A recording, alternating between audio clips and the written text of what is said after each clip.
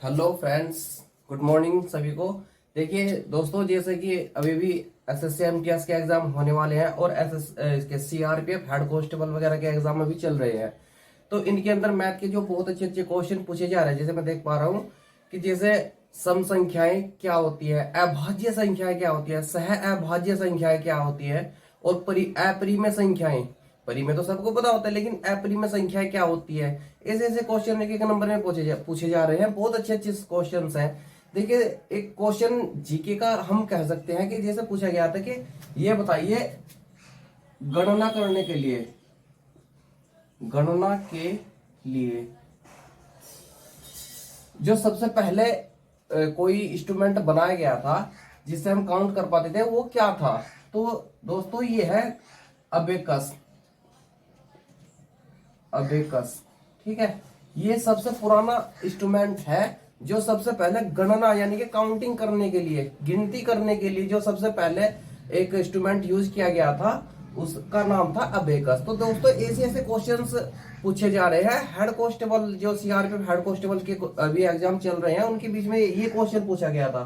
कल की शायद सेकंड शिफ्ट का क्वेश्चन है, ये पूछा गया था जो। अब देखते हैं दोस्तों, जैसे इसमें पूछे गए हैं ना कि सम संख्या विषम संख्या भाज्य संख्या क्या होती है। देखिए, इन्हीं के बारे में हम डिस्कस करते हैं। देखिए, सबसे पहले हम देखते हैं कि सम संख्या किसे कहते हैं। सम संख्या किसे कहते हैं, इसके लिए देखिए दोस्तों, में संख्याएं जो दो से पूर्णतः विभाजित हो जाए।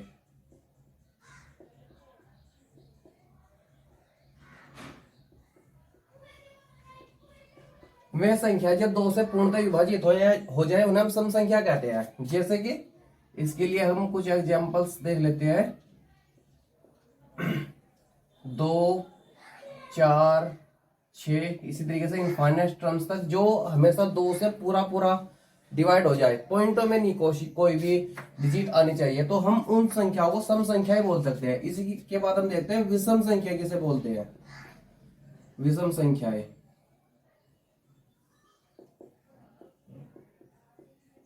देखिए दोस्तों, वे संख्याएं जो दो से पूर्णतः विभाजित ना हो।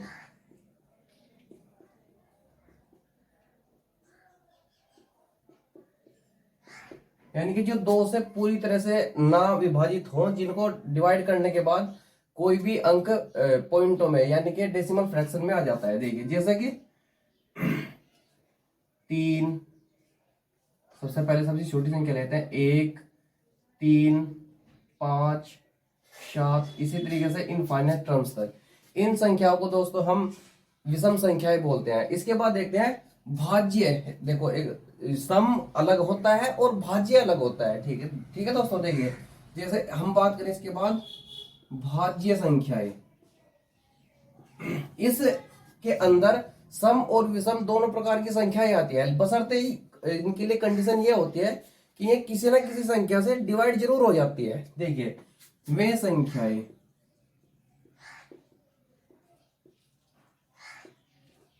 जो कम से कम 3 संख्याओं से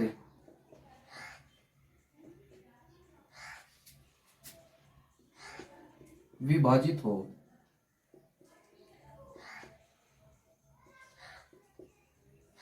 देखिए दोस्तों, सम संख्याएं और विषम संख्याएं ये तो मैटर हो गया अलग, लेकिन अभाज्य संख्याओं के अंदर हमेशा वे संख्याएं आती है, कुछ सम भी होती है, कुछ विषम भी होती है, तो वे किसी ना किसी संख्या से जरूर कटेंगी। और कंडीशन यह है कि कम से कम 3 संख्याओं से विभाजित होंगी। जैसे देख लीजिए, जैसे अगर हम बात करें यहाँ पे सबसे छोटी, ये भाज्य है, सबसे छोटी भाज्य संख्या कौन सी है? सबसे छोटी भाज्य संख्या है 4, ये सबसे छोटी है। देखिए, हम 2 को नहीं कह सकते, 2 को हम नहीं कह सकते क्योंकि ये एक अभाज्य संख्या है।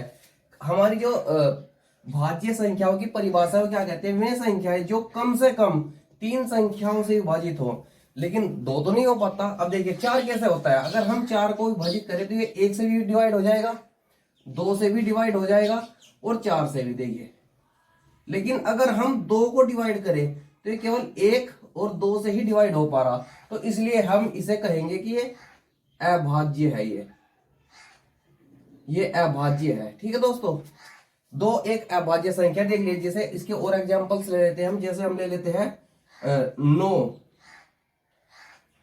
एक मिनट दोस्तों, देखिए जैसे सबसे छोटी अभाज्य संख्या तो होगी 4।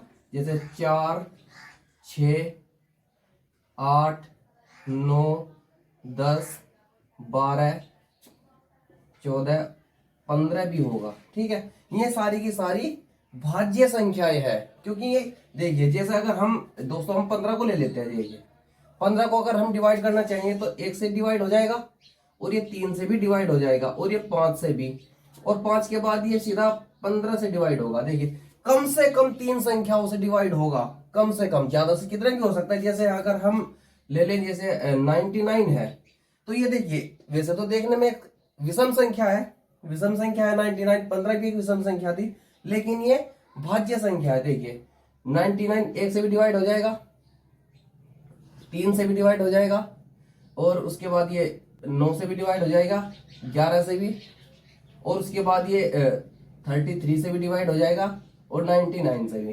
देखिए कितनी संख्याओं से डिवाइड हो रहा है। बशर्ते कंडीशन यही होगी भाज्य संख्याओं की कि जो कम से कम 3 संख्याओं से डिवाइड हो। ज्यादा से ज्यादा कितना भी हो जाए वो माइंड नहीं करता है। ठीक है, अब देखिए दोस्तों हम देखते हैं अभाज्य। अभाज्य संख्याएं, अभाज्य संख्याएं वे संख्याएं जो केवल एक तथा स्वयं से ही विभाजित हो। देखिए वे संख्या जो केवल एक से और अपने आप से ही विभाजित होती है उन्हें हम अभाज्य संख्याएं कहते हैं। देखिए जैसे कि इसके लिए हम देख लेते हैं इसके एग्जांपल्स। देखिए सबसे पहले हम देखते हैं क्या, एक सबसे छोटी अभाज्य संख्या है। ठीक है, उसके बाद देखते हैं 1 और उसके बाद आती है 2। ठीक है, 2 के बाद आता है 3, 3 के बाद आएगा 5, 5 के बाद 7, 7 के बाद 9 नहीं आएगा क्योंकि 9 एक विषम संख्या है और भाज्य भी है, लेकिन वो अभाज्य नहीं है। देखिए 7 के बाद आएगा 11, 11 के बाद आएगा 13, 13 के बाद आएगा 17, 15 नहीं आएगा क्योंकि 15 अभाज्य है और विषम है, सॉरी भाज्य है और विषम है। ठीक है, इसी के बाद आएगा 19 और उसके बाद आएगा 23। इसी तरीके से देखिए ये संख्याएं वे संख्याएं हैं जो केवल एक से या सिर्फ अपने आप से डिवाइड हो रही। देखिए एक से ही डिवाइड हो सकता है। ठीक है, एक से ही डिवाइड हो सकता है और किसी से नहीं होगा। 2 है, 2 को देखिए हम 2 को हम 1 से डिवाइड कर सकते हैं और 2 से, इससे ज्यादा हम किसी से नहीं कर सकते। जैसे ये है 3 को हम 1 से डिवाइड कर सकते हैं और 3 से। उसके बाद 5 को भी ऐसे ही कर सकते हैं हम 1 और 5 से। ठीक है, देखिए ये होती है अभाज्य संख्याएं। ठीक है दोस्तों, तो इसके बारे में हम एक बार फिर से डिस्कस कर लेते हैं। देखिए सम संख्या क्या होती है, वे संख्याएं जो 2 से पूर्णतः विभाजित हों, 2 से पूर्णतः विभाजित हो। ये पॉइंटों में आंसर नहीं आना चाहिए डेसिमल फ्रैक्शन में, जैसे कि 2, 4, 6 और इनफाइनाइट टर्म्स तक ऐसे ही टर्मिनेट होता चला जाएगा। ठीक है, विषम संख्या क्या होती है, वे संख्याएं जो 2 से पूर्णतः विभाजित ना हो, 2 से पूर्णतः विभाजित ना हो, जैसे 1, 3, 5, 7, इसी तरीके से इनफाइनाइट टर्म्स तक। ठीक है दोस्तों, और देखिए भाज्य संख्याएं, भाज्य संख्याओं के अंदर हमेशा वे संख्याएं आएंगी जो सम भी हो सकती है और विषम भी हो सकती है। सारी सम संख्याएं, सारी की सारी सम संख्याएं भाज्य संख्याएं होती है, लेकिन सारी विषम संख्याएं भाज्य संख्या नहीं हो सकती। देखिए कुछ विषम संख्याएं भाज्य हो सकती है, जैसे कि हम देख लेते हैं वे संख्याएं जो कम से कम 3 संख्याओं से विभाजित हो, कम से कम 3 संख्याओं से विभाजित हो, उनको हम भाज्य संख्याएं कहते हैं। जैसे कि देख लीजिए 4, 6, 8, 9। देखिए 9 एक विषम संख्या है, 9 एक विषम संख्या है, लेकिन ये डिवाइड हो जाती है किस है, 1 से होगी, 3 से होगी और फिर 9 से भी हो जाएगी। तो कम से कम 3 संख्याओं से डिवाइड होना चाहिए। तो ये कंडीशन हमारी पूरी करते हैं। 15 है, देखिए 15 को हमने डिवाइड किया 1 से, 3, 5 और 15, ये 4 संख्याओं से डिवाइड हो गया। तो ये एक भाज्य संख्या भी है। उसके बाद हम आते हैं देखिए अभाज्य संख्याओं पर। अभाज्य संख्या में कहते हैं वे संख्याएं जो केवल, वे संख्या जो केवल 1 से और स्वयं से यानी कि अपने आप से ही डिवाइड होती हो, उनको ही हम अभाज्य संख्याएं कहते हैं। इसके अंतर्गत सारी की सारी जितनी भी संख्याएं आती हैं अभाज्य संख्याओं के अंतर्गत, इनमें सारी की सारी विषम ही होती है। देखिए जैसे बस 2 को छोड़कर, ये 2 एक एक्सेप्शनल केस है, इसके अंदर अपवाद है। ठीक है, ठीक है दोस्तों। अब देखिए 1, 2, 3, 5, 7, बस ये 2 को छोड़ के बाकी सारी की सारी जितनी संख्याएं आएंगी सारी की सारी विषम संख्याएं होंगी। ठीक है दोस्तों। अब देखते हैं हम इसका अब परिमेय संख्याएं क्या होती हैं और अपरिमेय संख्याएं क्या होती है, ये सब हम डिस्कस करते हैं अभी। इसके बाद देखिए दोस्तों, इसके बाद बहुत इंपॉर्टेंट चैप्टर टॉपिक है। जैसे क्वेश्चंस पूछे जा रहे हैं ना कि ये बताइए इनमें से कौन सी अपरिमेय संख्या है। सबसे पहले हम देख लेते हैं कि परिमेय संख्या क्या होती है। परिमेय संख्याएं, तो इसकी जो परिभाषा है वो इस प्रकार है, वे संख्याएं जो हमेशा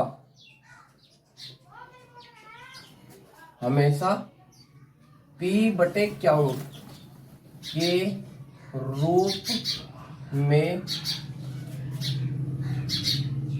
लिखी जा सकती है। ठीक है दोस्तों,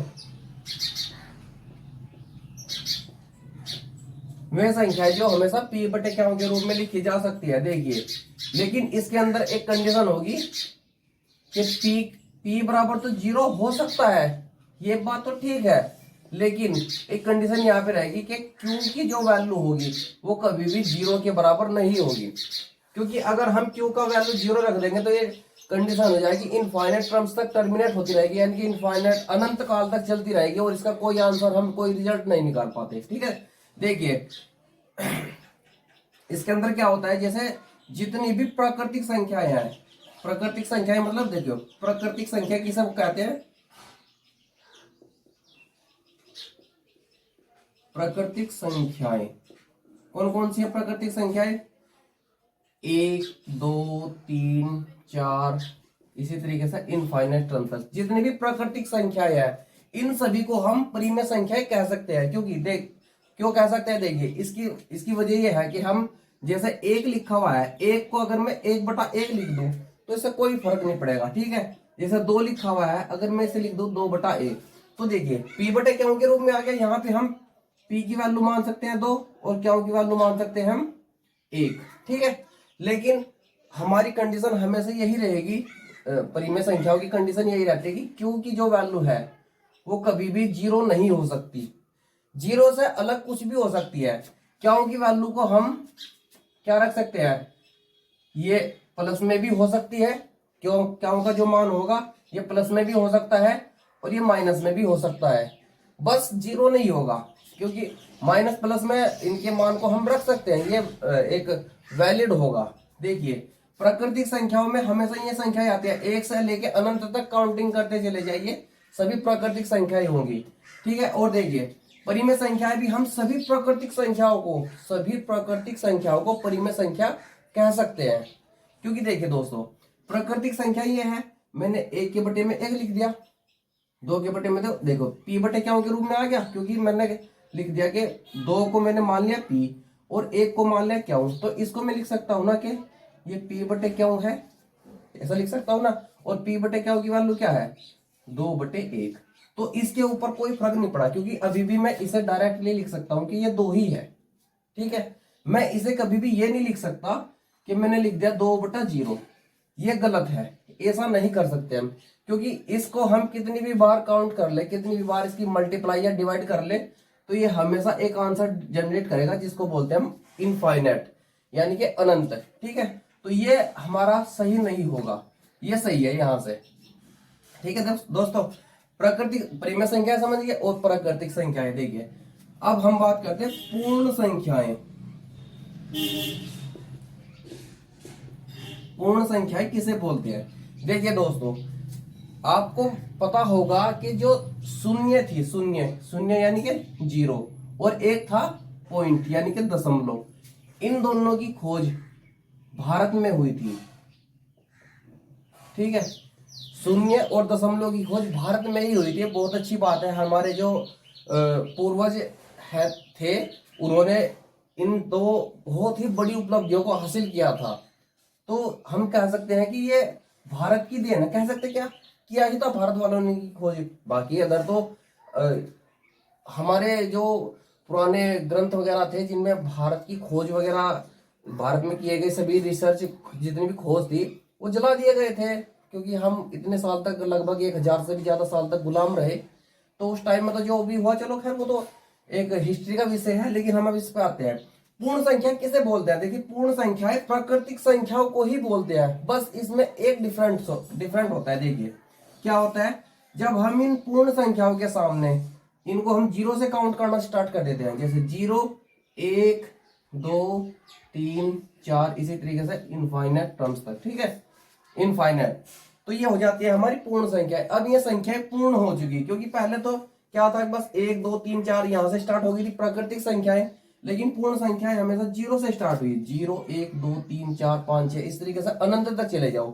तो ये प्राकृतिक और पूर्ण संख्याओं का अंतर सिर्फ इस जीरो पे आके अटक जाता था। ठीक है, अब देखिए अब हम बात करते हैं पूर्णांक। पूर्णांक क्या होता है? देखिए पूर्णांक की परिभाषा के बारे में अगर हम बात करें कि वे संख्याएं जो ऋणात्मक, पहले बात करेंगे धनात्मक, धनात्मक या ऋणात्मक या शून्य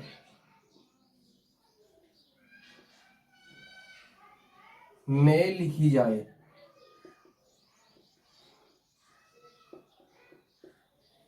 उन्हें हम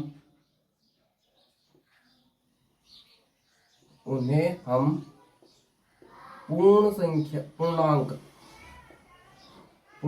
कहते हैं। उन्हें हम पूर्णांक कहते हैं, ये पूर्णांक कहते हैं। ठीक है दोस्तों, यानी कि देखिए क्या मतलब है, वे संख्या जो धनात्मक हो या ऋणात्मक हो या शून्य हो, तो उन्हें हम पूर्णांक कह सकते हैं। जैसे कि देखिए इसका एग्जांपल देख लीजिए दोस्तों, जैसे मान लीजिए मैंने कोई संख्या स्टार्ट की है -5, -4, -3, -2। ठीक है दोस्तों, -1, और इसके बाद क्या आएगा, 0। ठीक है, अब 0 को हम कह सकते हैं ये प्लस का होता है या माइनस का होता है, तो ये इसके बाद डिस्कस करेंगे हम 0 के बारे में। ठीक है दोस्तों, उसके बाद 1 2 3 4, इसी तरीके से इनफाइनाइट टर्म्स तक। ठीक है, ये तो मैंने समझाने के लिए ले लिया कि हमने 5 से स्टार्ट किया, नहीं तो कोई भी अंक चाहे वो प्लस का लिखा हुआ है या माइनस का, बशर्ते जीरो भी अगर हो सकता है, अगर वो जीरो भी है तो भी हम उसको एक पूर्णांक बोलेंगे। ठीक है, तो कोई भी संख्या लिखी हुई है वो एक पूर्णांक अपने आप में ऑटोमेटिक होता है। ठीक है दोस्तों, अब देखिए ये सब हो गया पूर्णांक। पूर्ण संख्या किसे कहते हैं, पूर्णांक किसे कहते हैं। अब हम इसके बाद बात करते हैं परिमेय संख्याएं, अपरिमेय संख्याएं। ठीक है दोस्तों,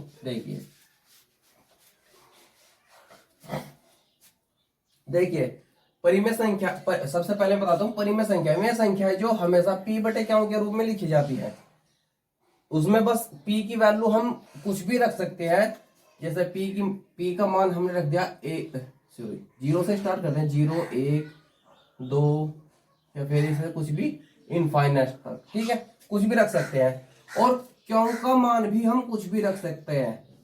बस क्यों का मान क्या होगा, 1 से स्टार्ट होगा, 1 से नहीं, हम लिखते हैं -4 -2 या -1 या 1 2 3 या कुछ भी, ऐसा कुछ भी मान रख सकते हैं हम। ठीक है, तो देखिए परिमेय संख्याओं को हम ऐसे भी लिख सकते हैं, परिमेय संख्याएं। परिमेय संख्याएं क्या होती है देखिए दोस्तों, यानी कि ये क्या था, ये अभी हमने लिखा पूर्ण संख्याएं, पूर्ण संख्याएं, पूर्ण संख्याएं बटे, क्योंकि देखिए ये तो हो गया पी का मान, पूर्ण संख्याएं। अब देखिए क्यों, पी बटे क्यों, क्यों का मान क्या हो सकता है, पूर्णांक, ठीक है, कोई भी पूर्णांक हम इसके नीचे रख सकते हैं। बस ये है कि हम इसमें यहां से एक अपवाद कह सकते हैं, इरेशनल केस कह सकते हैं, जैसे कि क्यों की वैल्यू हम कभी भी जीरो नहीं रख सकते, ठीक है, क्योंकि पूर्णांक में तो जीरो भी आता है। बस ये है कि हम कभी भी इसका पूर्णांक की जो वैल्यू है, क्यों की जो वैल्यू है, क्यों की जो वैल्यू है कभी भी जीरो नहीं रख सकते, बस जीरो नहीं रखना है, बाकी अदरवाइज आप प्लस माइनस का कोई भी अंक रख सकते हो, ठीक है दोस्तों। ये होता है परिमेय। देखिए अब बात करें हम अपरिमेय। कल इसी पे एक क्वेश्चन पूछा गया था कि अपरिमेय संख्या किसे कहते हैं। निम्न, चार ऑप्शन दिए हुए थे, ये था कि निम्न में से कौन सी अपरिमेय संख्या है। देखिए दोस्तों इसके बारे में आपको मैं बताता हूँ, ऑप्शन भी मैंने देखे थे क्या था, क्योंकि मेरे दोस्त ने मुझको बताया था। अपरिमेय, अपरिमेय संख्याएं, अपरिमेय संख्या क्या होती है, वे संख्याएं जो पी बटे क्यों के रूप में नहीं लिखी जा सकती, वे संख्याएं जो पी बटे क्यों के रूप में नहीं लिखी जा सकती, उनको हम अपरिमेय संख्याएं कहते हैं। जैसे कौन कौन सी संख्याएं होंगी, जैसे कि हम कह सकते हैं √2, √3, या हम बोल सकते हैं पाई या थीटा, जो हम पी बटे क्यों के रूप में नहीं लिख सकते, ठीक है दोस्तों, ये होती है। और देखिए जो कल क्वेश्चन पूछा गया था उसमें ऑप्शन थे इस तरीके से करके, उसमें पूछा गया था इनमें से कौन सी अपरिमेय संख्या है। तो देखिए वहां पे जीरो दिया हुआ था एक ऑप्शन में, एक में दिया हुआ था 1/3 के समथिंग था, ठीक है, और एक ऑप्शन दिया हुआ था पूर्णांक, सभी सॉरी ये लिखा हुआ था सभी पूर्णांक, सभी पूर्णांक अपरिमेय संख्याओं के लिए था ये, और एक था इनमें से कोई नहीं, नॉन ऑफ नॉन, कोई नहीं। तो देखिए दोस्तों यानी कि नोटा, नॉन ऑफ दीज, ठीक है, नोटा। तो जब किसी भी क्वेश्चन के अंदर ये वर्ड यूज कर लिया जाता है ना, ये वाला ऑप्शन आ जाता है, तो यहाँ पे कंफ्यूजन हो जाता है, क्योंकि इसका मतलब ये होता है NOTA, none of these, none of these. तो इसका मतलब ये होता है कि जो ये तीन ऑप्शन दिए हुए हैं इन तीनों में से कोई ऑप्शन नहीं है, कोई चौथा ऑप्शन इसका आंसर है, ठीक है। यहाँ पे थोड़ा कंफ्यूजन हो जाता है, तो उसके लिए दोस्तों ये यहाँ पे कल ऑप्शन दिया हुआ था, ठीक है, उसके तो दोस्तों जो ये ऑप्शन दिए हुए थे ना इस तरीके से, अपरिमेय संख्या किसे कहते हैं, तो अपरिमेय संख्या निम्न में से कौन सी एक अपरिमेय संख्या है। देखिए ये ऑप्शन दिए हुए थे, एक ऑप्शन तो था ये, ए ऑप्शन था कि 0, सी ऑप्शन था कि 1/3, और बी ऑप्शन था कि सभी पूर्णांक, सभी पूर्णांक मैंने अभी बताया पूर्णांक किसे कहते हैं, और जो डी ऑप्शन था ये था कि नोटा, ये नोटा मतलब इनमें से कोई नहीं, नन ऑफ दीज, यानी कि जो ऑप्शन दिए हुए हैं इनमें से कोई नहीं। तो बहुत से बच्चों, जो जिस लड़के ने मुझे बताया उसने कहा था कि ये होता है, लेकिन मैं कहता हूँ ये नहीं होता, अपरिमेय संख्या ये नहीं होती है। देखिए ये भी परिमेय संख्या है, ये भी परिमेय संख्या है, ये भी एक परिमेय संख्या होगी, लेकिन अपरिमेय संख्या की परिभाषा देखिए, अपरिमेय संख्या है तो ये सब होती है, ठीक है दोस्तों, ये सभी अपरिमेय संख्याएं हैं, तो इसका ऑप्शन ये था सही, ठीक है दोस्तों। ऐसे ऐसे क्वेश्चन, बहुत अच्छे अच्छे क्वेश्चन हैं, इनके बारे में बेसिक जिसको नॉलेज होती है वही बता पाता है वहां पे जाके क्वेश्चन में, क्योंकि क्वेश्चन के जो आंसर देखिए किस तरीके से जनरेट किए हुए हैं। बहुत से बच्चों ने जीरो इसका आंसर दे दिया होगा, क्योंकि लगता है कि जीरो, क्योंकि जीरो का हम इसमें क्या की वैल्यू के रूप में नहीं यूज कर सकते, इस आधार पर शायद आंसर दिया होगा। लेकिन देखिए दोस्तों, जीरो नहीं होता है। जीरो तो एक प्राकृतिक संख्या भी नहीं है, प्राकृतिक संख्या नहीं है जीरो। जीरो एक पूर्णांक है, ठीक है, पूर्ण संख्या इसी से बनती है, क्योंकि जीरो एक पूर्णांक होने की वजह से। अब 1/3 भी नहीं हम बोल सकते, क्योंकि तो अपने आप में एक परिमेय संख्या है 1/3। ठीक है दोस्तों, देखिए ये इस तरीके के क्वेश्चंस के लिए हमें बहुत ज्यादा मेहनत करने की भी जरूरत नहीं होती, बस ये है कि थोड़ा पेशेंस बना के, धैर्य बना के सीखना होता है। ठीक है दोस्तों, चलो हम आगे बात करते हैं कि शांत संख्याएं और अशांत संख्याएं किसे बोलते हैं। क्या होती है शांत संख्याएं और अशांत संख्याएं? देखिए दोस्तों, सबसे पहले अगर मैं बात करूं शांत संख्याएं, शांत संख्याएं, तो शांत संख्याएं में संख्याएं होती है।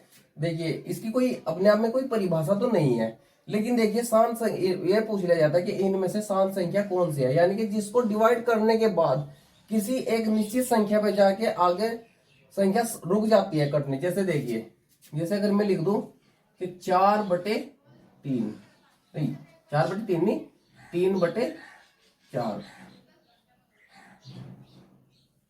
इसको अगर हम डिवाइड करना स्टार्ट करें, देखिए दोस्तों, ये 4 है, सॉरी ये 3 है और ये 4 है, क्योंकि 4 से हम डिवाइड कर देंगे।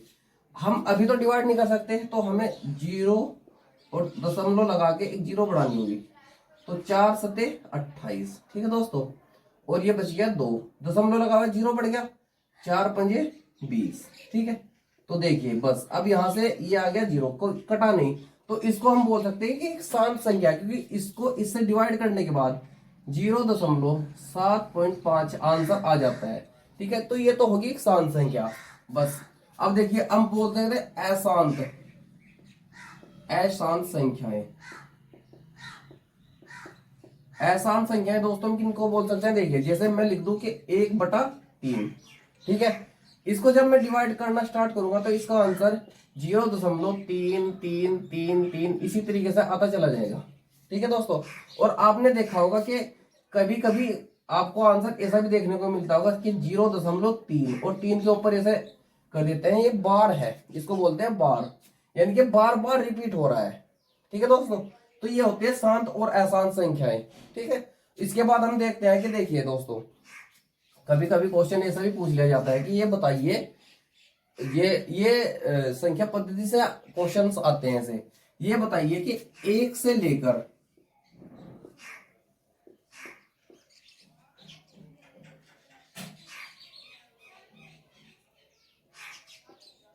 लेकर 100 तक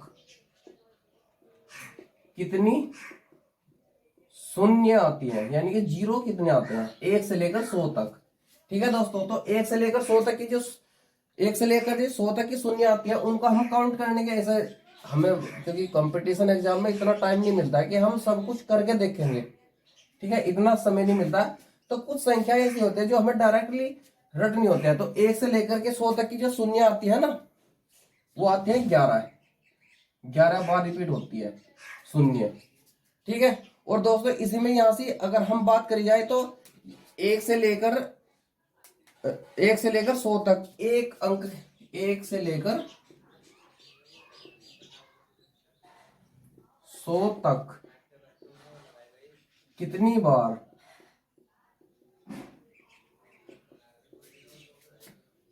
एक आता है, यानी कि एक कितनी बार आएगा। ठीक है दोस्तों, तो ये आता है 21 टाइम्स, यानी कि 21 बार आता है। एक से लेकर 100 तक 21 बार आता है।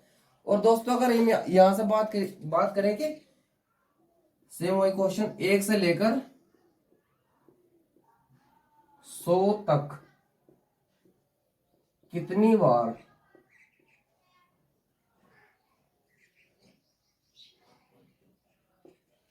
कितनी बार 9 आता है।